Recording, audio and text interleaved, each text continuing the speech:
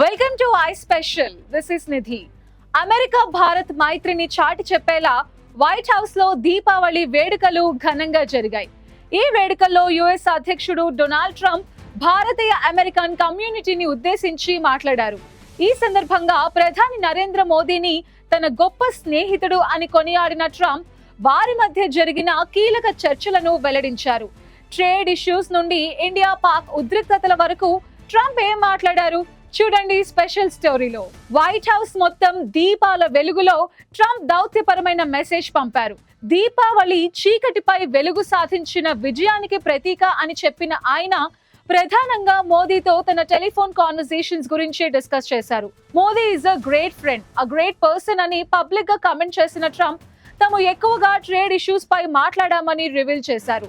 FBI director Kash Patel, Tulsi Gabbard లాంటి Indian Americans ఈ celebration లో పార్టిసిపేట్ చేశారు. అయితే ఈ స్పీచ్ లో కొన్ని కాంట్రవర్షియల్ క్లెయిమ్స్ కూడా చేశారు ట్రంప్. తాను 8 యుద్ధాలను పరిష్కరించానని, అందులో భారత్ పాకిస్తాన్ ఉద్రిక్తతలను తగ్గించడంలో ట్రేడ్ పాలసీస్ హెల్ప్ అయ్యాయని పునరుద్ఘాటించారు. బట్ ఈ క్లెయిమ్ ని ఇండియా కన్సిస్టెంట్ గా డినై చేస్తోంది. థర్డ్ పార్టీ ఇన్వాల్వ్మెంట్ లేకుండా శాంతి ఒప్పందం నేరుగా ఇరు దేశాల మధ్య జరిగిందని ఇండియా క్లారిఫై చేసింది.